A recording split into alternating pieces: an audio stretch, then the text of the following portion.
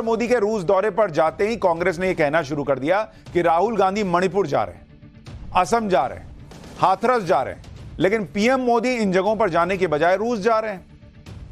अरे भाई, पीएम मोदी दिन भर देश चला रहे हैं, राहुल गांधी चला रहे हैं क्या?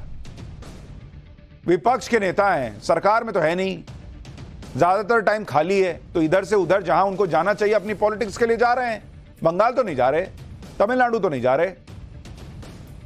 और नरेंद्र मोदी क्या रूस ऐसे सुबह उठे और बोले कि पुतिन मैं आ रहा हूं? लंबा टाइम लगता है, पहले से बातचीत होती है, दौरा तय होता है, कुछ भी कांग्रेस पार्टी बोलती है। देश के प्रधानमंत्री नरेंद्र मोदी सरकारी यात्रा पर रूस गए। रूस के साथ भारत के संबंध दशकों पुराने हैं। रूस भारत का सबसे अहम साझेदार भी है। इतने करीबी सहयोगी देश की यात्रा पर पीएम मोदी गए हैं और यहां भारत में सिर्फ राहुल गांधी की इमेज बिल्डिंग के लिए कांग्रेस पीएम मोदी की रूस यात्रा का इस्तेमाल कर रही है। कांग्रेस की राजनीति का आप लेवल देखिए, स्तर देखिए। कांग्रेस नेता श्रीनिवास बीबी ने सोशल मीडिया पर एक तस्वीर शेयर की जिसमें पीएम मोदी को प्लेन में चढ़ते दिखाया और राहुल गांधी को मणिपुर में पीड़ितों से मिलते दिखाया। इस तस्वीर में राहुल गांधी को शैडो पीएम बता दिया। इसमें लिखा था कि आज से प्रधानमंत्री रूस दौरे पर है और राहुल गांधी असम और मणिपुर के दौरे पर। आप खुद सोचिए, कोई सेंस बनता है इस बात का? पीएम मोदी के रूस जाने और राहुल गांधी के मणिपुर जाने की कोई तुलना बनती है? और राहुल गांधी को इतनी मणिपुर की चिंता थी तो पिछले बार जब गए थे उसके बाद से अब जाके जा रहे हैं। लेकिन कांग्रेस इसी में खुश है।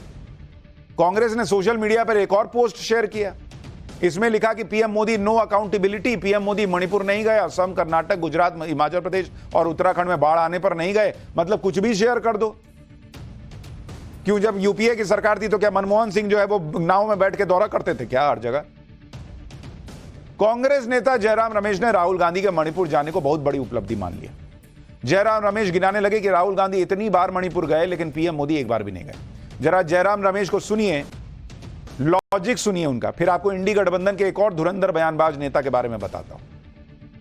नॉन बायोलॉजिकल प्रधानमंत्री मॉस्को जा रहे हैं। राहुल जी नेता प्रतिपक्ष लोकसभा में हैं, वो मणिपुर गए हैं। ये तीसरा दौरा है उनका मणिपुर में, 3 बार जा चुके हैं, ये तीसरी बारी है।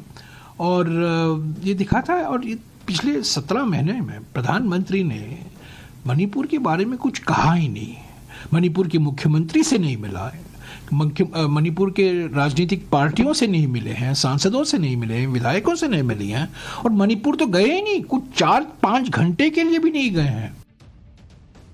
जयराम रमेश को शायद पता नहीं, लेकिन प्रधानमंत्री नरेंद्र मोदी ने इससे पिछले वाले कार्यकाल में भी मणिपुर पे बयान रखा था और अभी राज्यसभा में भी मणिपुर पर बोले थे। लेकिन अंदर रहिएगा तब ना सुनाई देगा बॉस। सुनाई सब देता है इन लोग को, लेकिन पब्लिक ना सुने ये चाहते हैं।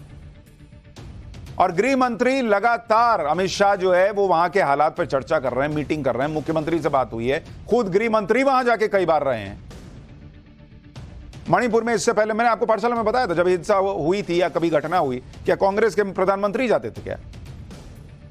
कांग्रेस को लग रहा है कि राहुल गांधी असम गए, मणिपुर गए तो ठीक, लेकिन पीएम मोदी रूस गए तो जैसे वो अपने निजी दौरे पर गए। यही हाल उद्धव ठाकरे की शिवसेना का भी है। संजय राउत जो अपने अतरंगी बयानों के लिए मशहूर हैं, वो एक नई थ्योरी ले आए भाई। संजय राउत ने कहा कि पीएम मोदी विदेश यात्रा करते रहेंगे और जब वो विदेश में रहेंगे तो भारत में उनकी सरकार गिरी होगी। सुनिए संजय राउत को, फिर बताऊंगा कि पीएम मोदी का रूस दौरा कितना इंपॉर्टेंट है। इतने इंपॉर्टेंट दौरे पर विपक्ष कितनी हल्की पॉलिटिक्स कर रहा है, पहले वो देखिए, फिर इस दौरे का महत्व समझाता हूं। मॉस्को जाएंगे, मॉस्को के बाद यूक्रेन जाएंगे। दोनों का वार रुकवा दिया है ना, पापा ने वार रुकवा दिया है, तो दोनों देश में जाएंगे मोदी जी। मोदी जी तो अभी जितने दिन बचे हैं विदेश यात्रा करते रहेंगे, और जब विदेश रहेंगे तो यहाँ सरकार उनकी गिरी होगी तो विदेश में ही रहेंगे शायद। ये मोदी जी की वजह से नहीं, इंदिरा गांधी के ज़माने से रशिया और हिंदुस्तान का संबंध बना है। वो मोदी जी की वजह से नहीं है, पंडित नेहरू जी और इंदिरा जी की पॉलिसी की वजह से है। ये शिवसेना के नेता बोल रहे हैं, सब अपने हिसाब से। भारत में विपक्ष की राजनीति का हाल भी गजब है। लोकसभा चुनाव में हार के बाद भी इंडी गठबंधन जश्न मना रहा है। कांग्रेस को ऐसा लग रहा है जैसे राहुल गांधी पीएम बन गए, देश को राहुल गांधी चला रहे हैं। यह हाल तब है जब लगातार तीसरे लोकसभा चुनाव में राहुल गांधी फेल हुए हैं। एक इकोसिस्टम है जो राहुल गांधी को पंप किए जा रहा है कि अरे बॉस आप ही जीते, सर सर सर। दूसरी तरफ पीएम मोदी हैं जो अपना काम करने में व्यस्त है, ना कोई हल्ला, ना कोई नैरेटिव बिल्डिंग। तीसरे टर्म के दूसरे विदेश दौरे पर पीएम मोदी आज रूस पहुंच गए। पीएम मोदी का स्वागत रूस के डिप्टी पीएम डेनिस मंटुरोव ने किया। रूस में 2 डिप्टी पीएम हैं और जब चीन के राष्ट्रपति जिनपिंग रूस गए थे तो जिनपिंग को भी डिप्टी पीएम ने ही रिसीव किया था। फर्क यह है कि डेनिस मंटुरोव जिनपिंग को रिसीव करने वाले डिप्टी पीएम से सीनियर हैं। एयरपोर्ट पर पीएम मोदी का शानदार स्वागत हुआ। पीएम मोदी को गार्ड ऑफ ऑनर दिया गया। उसके बाद पीएम मोदी एयरपोर्ट से होटल के लिए निकल गए, जहां बड़ी संख्या में इंडियन कम्युनिटी के लोग उनको देखने के लिए जमा हुए थे। पीएम मोदी ने होटल में भारतीय समुदाय के लोगों से बात भी की। बच्चे भी उत्साह में पीएम मोदी को देखने के लिए आए हुए थे। पीएम मोदी ने बच्चों से भी बात की। सुनिए पीएम मोदी से मिलने के बाद लोगों ने क्या कहा है, फिर आपको बताऊंगा कि इस दौरे का महत्व क्या है और इसके मायने क्या है। हमें बहुत खुशी हुई, आज हम प्रधानमंत्री से हम मिले और हमें बहुत खुशी हुई। Very grateful that I got the opportunity to meet our prime minister of India, और वो आज मॉस्को आए थे। आज हमारे माननीय प्रधानमंत्री जी मॉस्को रूस की 2 दिवसीय यात्रा में आए हैं। हमें बेहद खुशी हुई, अभी उनसे मुलाकात हमारी हुई। बहुत अच्छा एक्सपीरियंस था मोदी जी से मिलके। मैंने उनको पहली बार जिंदगी में देखा, उनसे एक बार हैंडशेक किया, बहुत अच्छा लगा उनको देख के और हम सब बहुत खुश हुए। जो विश्व के एक नेता होने जा रहे हैं बहुत बड़े, उनसे मिलकर के बहुत अच्छा लगा और ये हमारी रूस और भारत की जो मित्रता है वो और सुदृढ़ हो और अच्छी हो। भारत माता की जय, वंदे मातरम, वंदे मातरम, वंदे मातरम। पीएम मोदी इस विदेश यात्रा में रूस के अलावा ऑस्ट्रिया भी जाने वाले हैं। अब आप देखिए पीएम मोदी का शेड्यूल क्या है। भाई 8 और 9 जुलाई को पीएम मोदी रूस में रहने वाले हैं। इसके बाद 9 और 10 जुलाई को पीएम मोदी ऑस्ट्रिया में होंगे। 1983 के बाद ऑस्ट्रिया जाने वाले वो पहले प्रधानमंत्री हैं। यानी पीएम मोदी रूस के साथ भारत के संबंधों को मजबूत तो कर ही रहे हैं, वहीं 40 साल में ऑस्ट्रिया जाने वाले पहले प्रधानमंत्री भी बन रहे हैं। रूस पीएम मोदी की यात्रा को कितना महत्व दे रहा है वो इस तस्वीर से आपको दिख जाएगा कि ये यूरोप का सबसे लंबा फ्री स्टैंडिंग टावर है। इस पर भारत का तिरंगा चमक रहा है।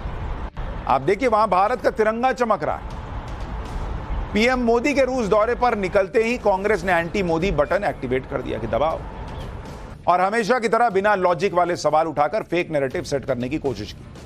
कांग्रेस नेता जयराम रमेश ने लिखा कि पीएम मोदी के कार्यकाल में रूस के साथ पहले की तुलना में भारत का व्यापार घाटा बढ़ गया है। भारत का रूस को एक्सपोर्ट कम हुआ है, रूस से इंपोर्ट बढ़ गया है।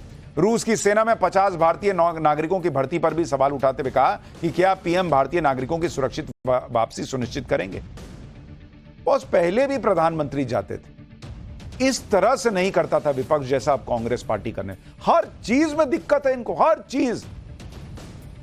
कांग्रेस जो आरोप लगा रही है कि भारत और रूस में एक्सपोर्ट और इंपोर्ट का बैलेंस बिगड़ गया है, व्यापार घाटा बढ़ गया है, उसकी सच्चाई भी सुनिए।